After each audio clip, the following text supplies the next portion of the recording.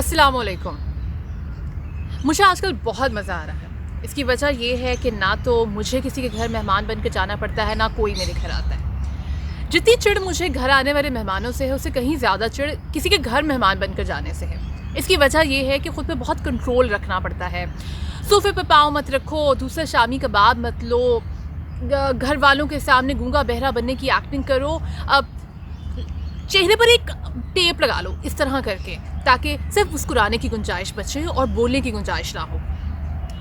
بچپن سے امی کی تربیت بھی کچھ اس طرح کی تھی کہ کسی کے گھر جانا ہے تو اپنے اخلاق کا بہترین نمونہ پیش کرنا ہے.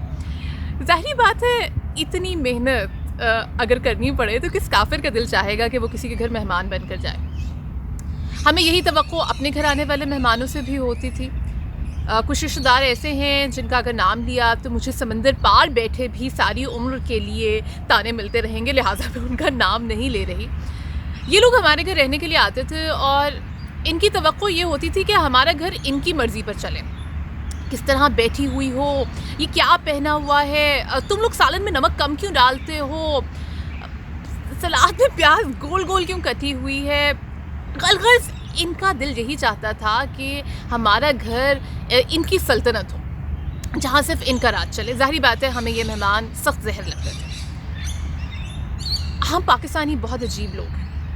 ہمیں اپنی سگی خالہ یا پھپھی کی اپنے گھر میں مداخلت بہت ناپسند ہوتی ہے، لیکن جب ہمارے ہی ملک میں کسی دوسرے دیش سے فرنگی آ کر بس جائیں اور ہمیں جینے کے آداب بتانے لگیں، ہمیں بتانے لگیں کہ کس سیاسی لیڈر کا کردار کس قدر گرا ہوا ہے، تو ہم خاموش رہتے ہیں، بلکہ بعض اوقات تو انہی کی بات پر واہ واہ بھی کرتے ہیں.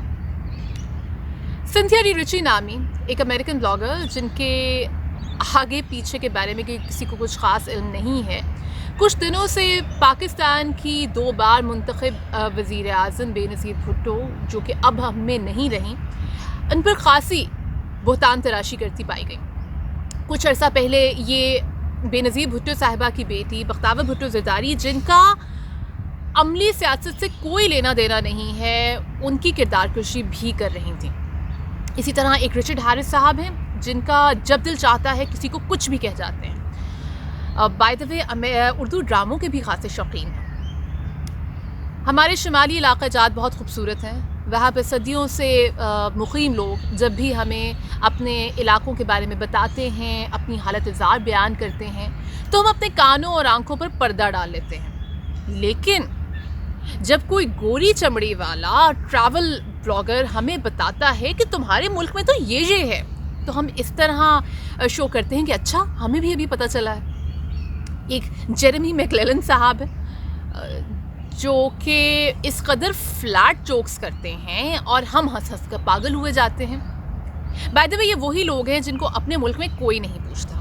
خدا کی قسم میں یہاں آسٹریلیا میں چلنے پھرنے والے کچھ نکمے گوروں کو دیکھتی ہوں تو میرا دل چاہتا ہے کہ میں ان کو بولوں کہ یار تم لوگ پاکستان چلے جاؤ، وہاں تمہیں دولت، عزت، شہرت سب کچھ ملے گا. انگریزی فرفر بولتے ہو، گوری چمڑی ہے، اور کیا چاہیے. ایک ٹرم ہے شاید آپ نے سنی ہو، اسے کہتے ہیں کولونیل کمپلیکس، یعنی گورے یہاں سے چلے تو گئے لیکن ہمیں ہمیشہ کے لیے احساس کمتری دے کر چلے گئے.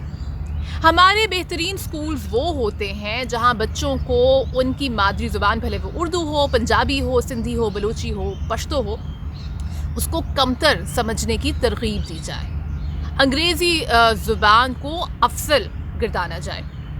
ہمیں انگریزی ثقافت سے تو عشق مجازی ہے ہی، ہمیں یہ بھی لگتا ہے کہ سب گوری چمڑی والے لوگ عقل کل ہیں، تمام جہاں کے مختار اور عالم یہی ہیں.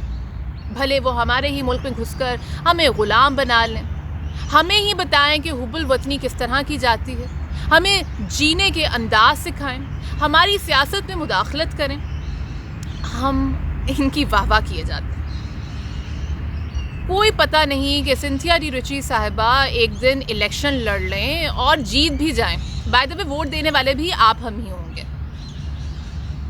دیکھیے ہمارے ملک میں پوری دنیا سے مہمان آئیں، 100 بسم اللہ، ہم ہمیشہ ان کو سر آنکھوں پر بٹھائیں گے، لیکن مہمانوں کو بھی چاہیے کہ وہ مہمان بن کر رہیں، اور ہمیں چاہیے کہ کولونیل کمپلیکس یا کولونیل ہینگ اوور کے چکر میں خود کو اس قدر حقیر نہ جانیں.